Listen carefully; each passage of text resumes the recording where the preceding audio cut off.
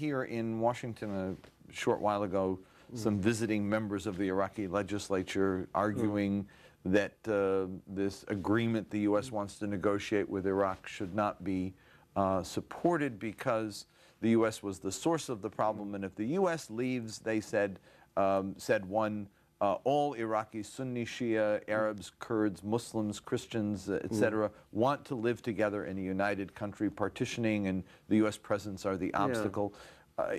You conclude that it's now deeper than that, that the sect issue has, whether it was there before or not, is now a real fact of life.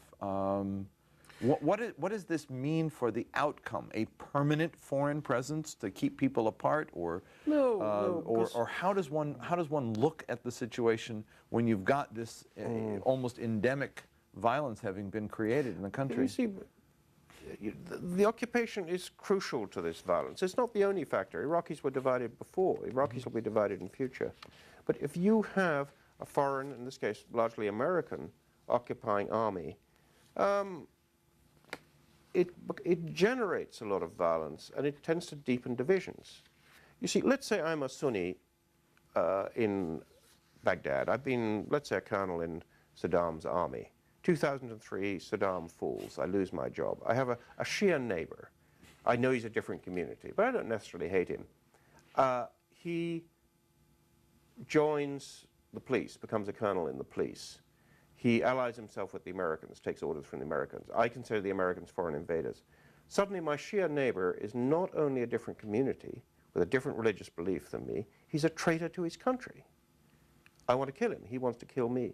In that way, I think foreign occupation always deepens sectarian ethnic differences. Foreigners never make good mediators.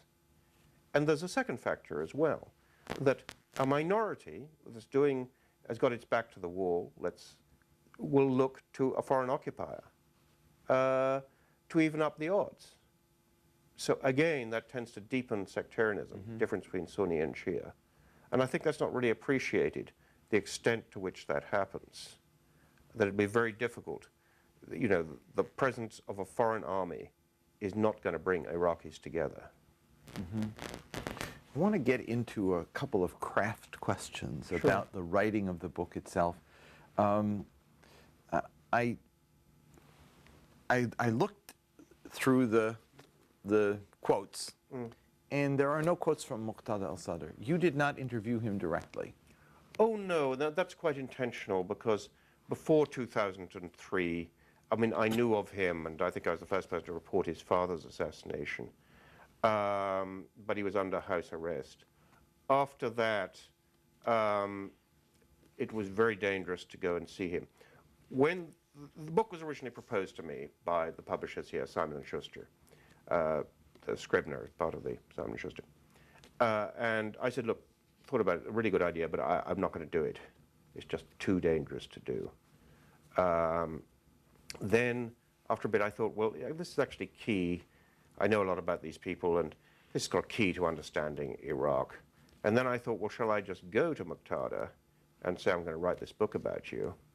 Or shall I do it in secret? And eventually I thought, I must do it in secret.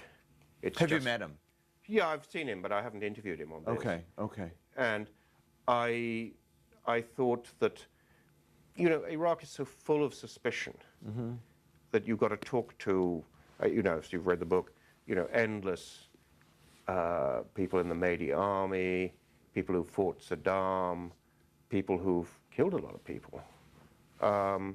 So I thought either they'll say no to me, even if they say yes, a lot of people are going to be very suspicious. Because there's an absence of descriptions of him and times you saw him or didn't see him, or and so I wondered, were you looking through a glass darkly here, or No, the way I do it would be to get somebody else to do it. Okay. I mean, I can't go, for reasons we talked about earlier. Yeah. If I try and go into Kufa and Najaf then, or even to this day, I'm going to get killed. I mean, well, do you feel uncomfortable as a journalist or as someone writing contemporary history to do something about a person, a biographical sketch, without any input from the person himself? Well, you know, he is quoted. I mean, he has talked to people, Yeah, you know, yeah. and so forth. And you know, if Iraq was not at war, Yeah. would I have handled it a different way? Sure, I would. Yeah. But there was actually no other way to do it. Well, then back on that, in one of the reviews here, Dexter Filkins in New Republic, I thought it was interesting because he says, I saw Muqtada only once and only for a moment. And then he goes on to describe the situation of Muqtada being hustled out of a side door. That was the only time he saw him, out of the corner of his eye, he said, with an aide on each arm taking him out of the door. And out of that, he builds an entire analysis. Should one be uncomfortable? Because, I mean, I looked at that scene and I said, it either could have made a statement about the kind of deep politics, or maybe he had to go to the bathroom and his aides were hustling him out to do that.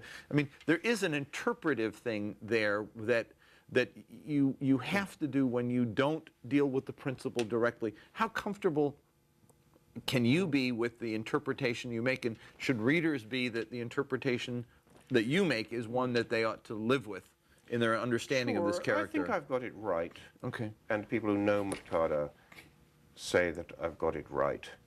But it also, you know, people have said to me, well, no, what exactly is his personality like?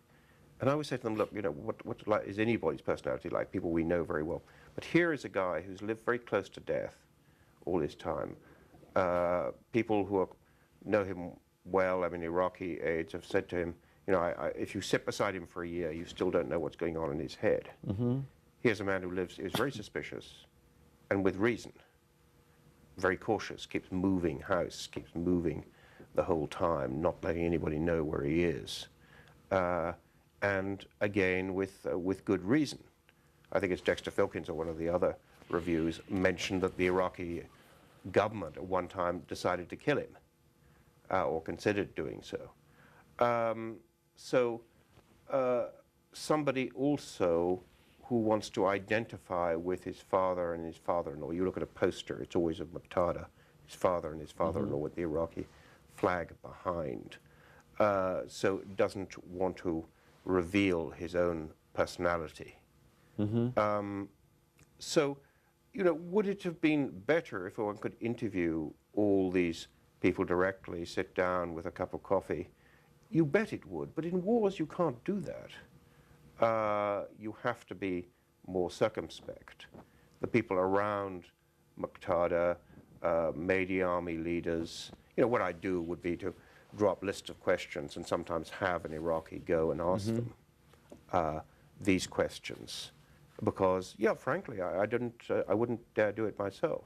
And I wouldn't have come back if I tried. Yeah. So the judgments you make are sort of sifting through then what you know and what you hear, because you hear contradictory things. For example, is he in Iran or not in Iran at a particular time? Is he playing with al-Maliki, or is he actually an opponent of al-Maliki? You have to sift through then the base and base the judgment on a prior sense of what smells right and doesn't. That's right. I mean, in a sense, it's like any politician, any leader. You have to do that. But in Iraq also, you have to be careful. For any Iraqi political leader, I'm always careful. You say, where are you? Where are you at? When are you coming to town? Everybody, if they've got any sense, is very circumspect about their movements because of the danger of assassination. So Muqtada has been in Qom for a long time. He was back recently in Najaf. But a friend of mine was walking past his house the other day, lots of security there. He seemed to be there. But you can't, even if you're an Iraqi, and this in Najaf, and a guy from Najaf, you have to be very careful to who you ask. Is Muqtada in there? Because the next moment you're looking down the barrel of a gun. Why do you ask that question? Who exactly are you? Who do you support? So, you know, it is a difficult book to write if you're going to, and as I said, it depends, as you've seen, the quotes, it's all from Iraqis.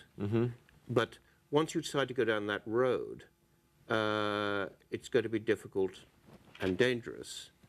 But that, to my mind, is the only way one can really know what's going on in Iraq. We're at the end of the interview, but I want one last question.